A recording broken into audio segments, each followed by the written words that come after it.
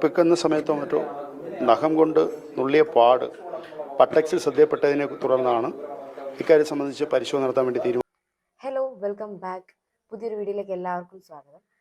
ഇപ്പം ന്യൂസിലൊക്കെ നമ്മൾ കണ്ടുവരുന്ന, ഇന്നലെയും ഇന്നുമായിട്ടൊക്കെ കണ്ടുവരുന്ന ഒരു വാർത്തയുണ്ട്. തിരുവനന്തപുരം ശിശുക്ഷേമ സമിതിയിൽ ഒരു 2.5 വയസ്സുള്ള പെൺകുഞ്ഞിനോട് അവിടുത്തെ ആയമാര് കാണിച്ചൊരു ക്രൂരത. അവൾമാരെ സത്യം പറഞ്ഞാൽ സ്ത്രീ എന്നൊന്നും പറയാൻ പറ്റത്തില്ല കേട്ടോ. അത്രയ്ക്ക് കണ്ണിൽ ചോരയില്ലാത്ത പ്രവൃത്തിയാണ് കാണിച്ചത്. കഴിഞ്ഞ വെള്ളിയാഴ്ചയാണ് ഈ ഒരു സംഭവം നടക്കുന്നത്. കുഞ്ഞിനെ ടേക്ക് കെയർ കുളിപ്പിക്കാനായിട്ട് പോയപ്പോൾ വെള്ളം ഒഴിച്ചപ്പോൾ ആ ഒരു വെള്ളം ഒഴിച്ച ഭാഗത്തെല്ലാം കുഞ്ഞിന് നീറ്റലുണ്ടായി. അതിനെ തുടർന്നാണ് അവരിങ്ങനെ അന്വേഷിച്ചു. അതേപോലെ തന്നെ കുഞ്ഞിനെ ഇപ്പം 3-4 ദിവസം കൊണ്ടൊക്കെ ഒരാളായിരിക്കും കുഞ്ഞിനെ നോക്കുന്നത്. അപ്പം ഏതായാണെന്ന് കണ്ടുപിടിച്ചിട്ട് അവരോട് സംസാരിച്ചപ്പോഴാണ് മൂത്രമൊഴിച്ചു എന്നൊരു കാരണത്താൽ കുഞ്ഞിന്റെ ജനനേന്ദ്രിയത്തിലും അതേപോലെ സ്വകാര്യ ഭാഗത്തും എല്ലാം അവരുടെ നഖത്തിന്റെ പാടൊക്കെ കുഞ്ഞിന്റെ ദേഹത്ത് വരണമെങ്കിൽ അതിനെ നന്നായിട്ട് തന്നെ ഉപദ്രവിച്ചിട്ടില്ല. ഇത്രയും ക്രൂരതയൊക്കെ കാണിക്കുന്ന ഇവളുമാര് ക്രിമിനൽ മൈൻഡ് ഉള്ളവരെ. ഇങ്ങനെയുള്ളവളുമാരെയൊക്കെ സത്യം പറഞ്ഞാൽ എങ്ങനെ വിശ്വസിച്ച് കുഞ്ഞിനെ ഏൽപ്പിക്കുക? ഇവരൊക്കെ കുഞ്ഞുങ്ങളെ നോക്കി നമുക്ക് മാതൃകയാവേണ്ടവരാണ്. എന്നിട്ടാണ് അവരൊക്കെ ഇങ്ങനെ ചെയ്തേക്കുന്നത്. 3 പേരെയാണ് ഇപ്പൊ അറസ്റ്റ് ചെയ്തേക്കുന്നത്. അജിത, സിന്ധു, മഹേശ്വരി. ഇന്നത്തെ അജിതയാണ് കുഞ്ഞിനെ ഉപദ്രവിച്ചത്. ബാക്കി 2 പേരും ഈ ഒരു സംഭവം മറച്ചു വെച്ചു. അതിനെ തുടർന്നാണ് ഇവരെ അറസ്റ്റ് ചെയ്തത്. സത്യം പറഞ്ഞാൽ ഇവർ ഇന്ന് അറസ്റ്റ് ചെയ്തു, 2 ദിവസം കഴിയുമ്പോൾ ഇവർ ജാമ്യത്തിൽ വരും. ഇവർക്ക് എന്താ കുഴപ്പം? കുളിപ്പിക്കുന്ന സമയത്തോ മറ്റോ നഖം കൊണ്ട് നുള്ളിയ പാട് പട്ടക്സിൽ ശ്രദ്ധയപ്പെട്ടതിനെ തുടർന്നാണ് ഇക്കാര്യം സംബന്ധിച്ച് പരിശോധന നടത്താൻ വേണ്ടി തീരുമാനിച്ചതും നിയമപരമായ നടപടി സ്വീകരിച്ചതും. അല്ലാതെ ഈ പറയുന്ന കണക്ക് അതിക്രൂരമെന്നൊക്കെ പറഞ്ഞ് പേടിച്ചു പോകും. അപ്പോൾ അത് അങ്ങനെയല്ല. ഇത് ക്രൂരതയല്ലെന്ന് അല്ലേ?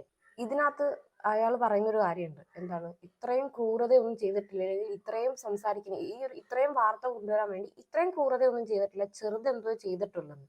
എന്ത് ചെറുത്? ഈ പറഞ്ഞ ആളുടെ വീട്ടിലും കുഞ്ഞുങ്ങളില്ലേ? 2.5 വയസ്സുള്ള ഒരു കുഞ്ഞിനോട് അവരൊരു സ്ത്രീയാണ്, ഏതെങ്കിലും ഒരു സ്ത്രീകൾക്ക് ചെയ്യാൻ പറ്റുന്ന കാര്യമാണോ അവർ ചെയ്തത്? അപ്പൊ ഇത് കൊടും ക്രൂരത തന്നെയാണ്. അല്ലാതെ ന്യായീകരിക്കുന്ന എന്തിനാ? വെറുതെ ഇങ്ങനെ വന്നിരുന്ന് ന്യായീകരിക്കുന്ന എന്തിനാന്ന് എനിക്ക് മനസ്സിലാവുന്നില്ല. അയാൾ ഈ പറഞ്ഞതിനായിട്ട് ഞാൻ യോജിക്കുന്നില്ല. അവർ ആ കുഞ്ഞിനെ ദേഹം ഉപദ്രവിക്കാൻ കണ്ടുപിടിച്ച കാരണമായിരുന്നു മൂത്രമൊഴിച്ചു, കിടക്കയിൽ മൂത്രമൊഴിച്ചു. ഈ ഒരു കാരണം കൊണ്ട് ഇതേണ്ട വലിയ കൊടും കുറ്റമല്ലേ? ഈ ഒരു കാരണം കൊണ്ട് ആ കുഞ്ഞിനെ ജനനേന്ദ്രിയത്തിലും അതേപോലെ തന്നെ ആ കുഞ്ഞിന്റെ സ്വകാര്യ ഭാഗത്തൊക്കെ മുറിവേൽപ്പിച്ച ഇവള് ചെയ്തത് കൊടും ക്രൂരതയല്ലെന്നാണ് പറയുന്നില്ലേ? എന്താ അല്ലേ? ആവർത്തിക്കാൻ പാടില്ല, ഒരിക്കലും ഉണ്ടാകാൻ പാടില്ലാത്ത സംഭവമാണ്. അതുകൊണ്ട് തന്നെയാണ് ഇതിവിടെ ഒളിച്ചു വയ്ക്കപ്പെടേണ്ടതല്ല.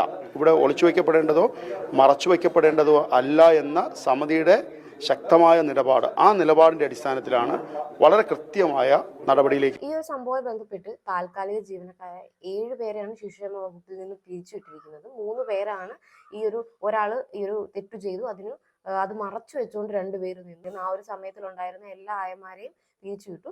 പക്ഷെ ഇവരെ 3 പേരെയാണ് കുറ്റത്തിനായിട്ട് അറസ്റ്റ് ചെയ്തിരിക്കുന്നത്. എൻ്റെ ഒരു അഭിപ്രായത്തിൽ സത്യം പറഞ്ഞാൽ ഇവളുമാരെ അറസ്റ്റ് ചെയ്യുന്നതിനേക്കാട്ടി നല്ലത് ഈ കുഞ്ഞ് അനുഭവിച്ച വേദന ഇവളുമാരും അനുഭവിക്കണം. അല്ലാതെ എന്തല്ലേ? കുഞ്ഞ് എന്തുമാത്രം വേദന അനുഭവിച്ചു. നഖത്തിന്റെ പാടൊക്കെ ആ 2.5 വയസ്സുള്ള കുഞ്ഞിന്റെ ദേഹത്ത് കാണണമെങ്കിൽ അതിനെ നന്നായിട്ട് തന്നെ ഉപദ്രവിച്ചിട്ടുണ്ട്. ആ ഒരു വേദന ഇവളുമാരും അനുഭവിക്കണം. ഈ ചെയ്ത അവളും അനുഭവിക്കണം. ഇവളെയൊക്കെ സത്യം പറഞ്ഞാൽ സ്ത്രീ എന്നൊന്നും അല്ല പറയേണ്ടത്. സ്ത്രീകൾക്ക് തന്നെ അപമാനമായിട്ടുള്ള കുറെ എണ്ണങ്ങളുണ്ടല്ലോ ഇതേപോലെ ചെയ്യുന്നത്. സ്വഭാവം നോക്കി ഒരു ജോലിയിൽ കയറ്റേണ്ട അവസ്ഥയായില്ലേ?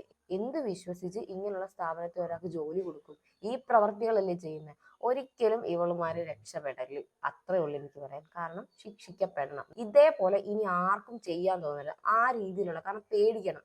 ഇനിയും ഇപ്പൊ നമ്മുടെ സമൂഹത്തിൽ അല്ലെങ്കിൽ കോടതിയുണ്ട്, നിയമമുണ്ട്. ആ നിയമത്തിനെ പേടിക്കണം. ആ കുഞ്ഞിനെ എന്തൊക്കെ ചെയ്തിട്ടുണ്ടെങ്കിൽ അവിടെയുള്ള പല കുഞ്ഞുങ്ങളെയും പല കാരണത്താൽ ഇവളുമാരെ എന്തൊക്കെ ചെയ്തിട്ടുണ്ടെന്ന് ആർക്കറിയാം? ഇനിയും ചിലപ്പോൾ പുറത്തു വരാൻ കാണും. ഒരു മൂത്രം ഒഴിച്ചു എന്ന പേരിൽ ഇവരാരും മൂത്രം ഒഴിച്ചിട്ടില്ലയോ? 2.5 വയസ്സായതേ ഉള്ളൂ. ആ കുഞ്ഞ് കിടക്കയിൽ മൂത്രം ഒഴിച്ചു. ഇവർക്ക് മക്കളൊന്നുമില്ല, അല്ലെങ്കിൽ ഇവർക്ക് വീട്ടില് കുഞ്ഞുങ്ങളൊന്നുമില്ലേ? അവരും ചെയ്യും. ഇവിടെ വലിയവര് വരെ മൂത്രം ഒഴിക്കുന്നു, പിന്നാണ് കുഞ്ഞ് 2.5 വയസ്സുള്ള മൂത്രം ഒഴിക്കുന്നത്. ഇവളുമാരെയൊക്കെ വെറുതെ വിടണം? വെറുതെ വിടാൻ പാടില്ല.